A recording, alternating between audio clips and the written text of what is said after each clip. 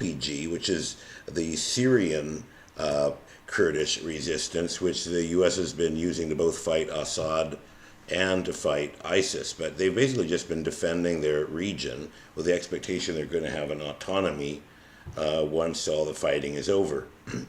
And so, as I mentioned, about a year ago, the Russian plane was shot down over this area, and as a result, Turkey's economy crashed because Russia is a huge trading partner, especially for tourism, which is a huge part of the Turkish economy. And I was, as I said, in Turkey not so long ago, and I saw lots of Russians on what they call the Turquoise Coast, which is a marvelous place, which I recommend you visit. At any rate, so the U.S. is supporting the YPG, the Syrian equivalent, up on the northern border of Syria. So this is important for establishing some of the tensions and motivations. So recently, about a week ago, roughly, the Turkish president, Turkish Prime Minister, which I think is named Yildirim, is a close ally of Erdogan, so I don't know if we're going to get any photos right in this article of that or not. There's Erdogan, and there's Yildirim. He had indicated that they would, he did in fact repair relationships with Russia. Russia reinstated trade after they apologized and said they were investigating the shooting of the Russian plane. They also went to Israel and paid some sort of blood money for or had some sort of settlement with Israel about a flotilla that tried to bring relief to Gaza that the Israelis stormed and killed about 10 Turkish citizens on. And so this all happened very recently. They were trying to improve their ties in the neighborhood, so to speak, because the economy was suffering a great deal. And Israel is another important potential trading partner and tourism partner for Turkey. There are direct flights to the Turquoise Coast from Tel Aviv nonstop. And there aren't very many direct nonstop flights from Tel Aviv to Muslim or Arab states in the Middle East. So, then we get to Fethullah Gulen, he's a billionaire, funding conservative religious madrasa-style schools all over Central Asia and Turkey. He also operates the largest charter school chain in the United States. Gulen's foundations are worth over $10 billion. It's an odd alliance, as I mentioned previously, for him to be based in the U.S., operating conservative Islamic religious schools all over the Middle East. My only way to get my head around that is that we are actually getting some kind of intel out of this, and that because these schools are in the former Soviet republics, the U.S. is trying to basically take all the territory that we were in contest with Russia over during the Cold War after Russia fell. So Russia lost Kazakhstan, and we're going to seek to drive a wedge between Russia and Kazakhstan. So these religious schools can make it more difficult for Russia to exert influence in these areas. But that is indeed conjecture.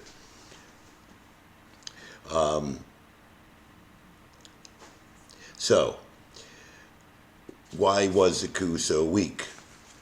Well, so in 2013, there were sort of show trials purging the anti-religious secularists in the military because of the fear of potential coup if they essentially violated the Constitution in giving this guy Erdogan more and more power. Now, this guy is kind of popular with the less educated people in Turkey in particular, but because he's been a strong authoritarian leader, and there's been tremendous economic growth in Turkey since he took over 10 or 12 years ago, maybe even longer, sometime around 2003.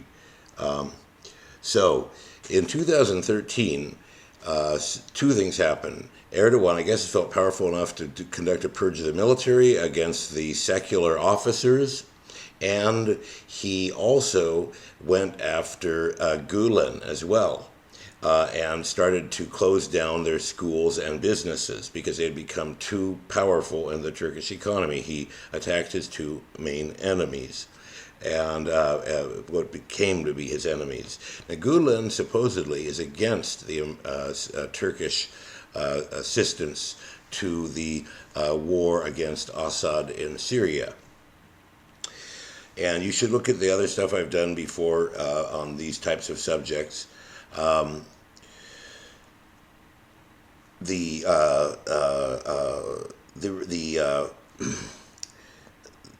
fact is that Turkey has been essentially okay. So a friend of mine from Turkey told me that they had found tens of thousands of pages of documents that had been leaked from the Turkish police showing thousands of ISIS members and their activities going in and out of Syria and sleeper cells as well as active cells throughout Turkey, and it appeared that nothing has been being done about this. So the issue is that Turkey has a proxy army in Syria, which is a Turkoman people, but they've also brought in, so the Turks actually spread to all of these other states, Turkmenistan, Uzbekistan, Kazakhstan, even in Western China. These are Turkic peoples. Turkic people is a massive group. The Turkoman is what the more sort of the older, more ancient remaining Turks are in the like Turkmenistan and in northern Syria, and in the Turkomans exist in Turkey as well. But this is a more ancient and more eastern group. The original Turks that took over Turkey came in long before the Turkoman, who lived more in Central Asia, and they came in later. So the Turks are funding the Turkoman and bringing in Turkomans from Central Asia, even from Western China, to fight Assad in Syria. So this creates a conflict of interest for trying to fight ISIS when ISIS and the Turkomans are both fighting Assad. And all of these groups are religiously conservative by and large. So there isn't as much difference between ISIS and Erdogan from the perspective of their religious beliefs than there are with Assad or with the secularists. Or this is created a situation where Turkey has essentially aided and abetted ISIS, although it's a very uneasy situation. But so that's a whole subject unto itself. So the coup, who conducted the coup? Well, the Turks themselves have conducted sort of a informal poll, and about half of Turks think it was Fethullah Gulen who has infiltrated the armed forces. So what I was trying to say is that in 2013, when they purged the armed forces, there were only about 275 people that were charged. And there was sort of a rapprochement this year because those charges were thrown out. They were largely false. But what it allowed him to do at the same time was to demote the secular officers and then replace them with people that were loyal to him and were essentially religious types who wouldn't intervene if Erdogan moved Turkey to be less and less of a secular democracy. Erdogan's also been quoted saying democracy is a bus that you get off of when you get to your stop. So he doesn't have any strong commitment to democracy, and he is now the most powerful ruler of Turkey since the Ottoman Empire, although I would think Ataturk certainly would qualify, Kemal Ataturk, the founder. So at any rate, they were the only possible rationalization, if it was secularists, would be that this purge had weakened them so badly that they botched this coup up so badly. And that's the main point I'm going to describe before I get off the air for tonight. So the pro-coup armed forces did several un-coup-like things. First, they began with a 9 p.m. arrest. Coups normally occur when everyone is sleeping at 5 in the morning. This is what my Turkish friend told me. And so you should certainly think 3 a.m. maybe also, if they don't stay up that late. But supposedly, the beans got spilled and everything had to be pushed up. So the coup didn't start at 5 a.m. or 3 a.m. So the timeline is roughly like this.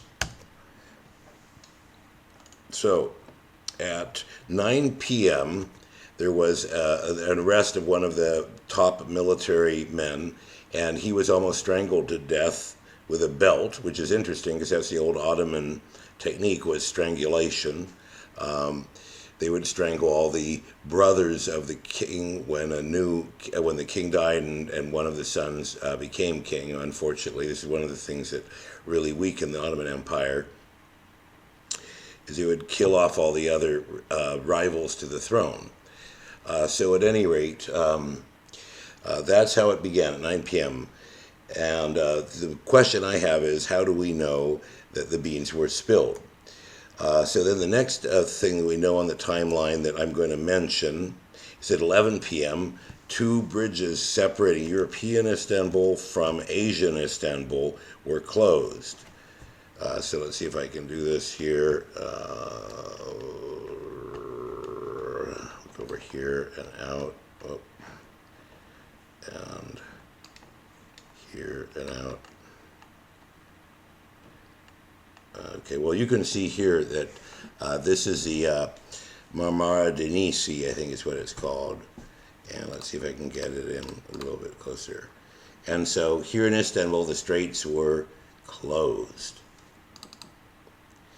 And at 2 points, the 2 main bridges. So that would clearly tell anybody who was on Erdogan's side that a coup had begun. So we know at 11 p.m. they definitely knew, and it was shortly after that the president went on and said that there was a unsuccessful coup occurring. So then at 11:47 p.m., 47 minutes after these bridges are reported closed, Erdogan flies away from his hotel in Marmaris, his vacation resort. So let's roll out a little bit here. See if I can find Marmaris for you. Right.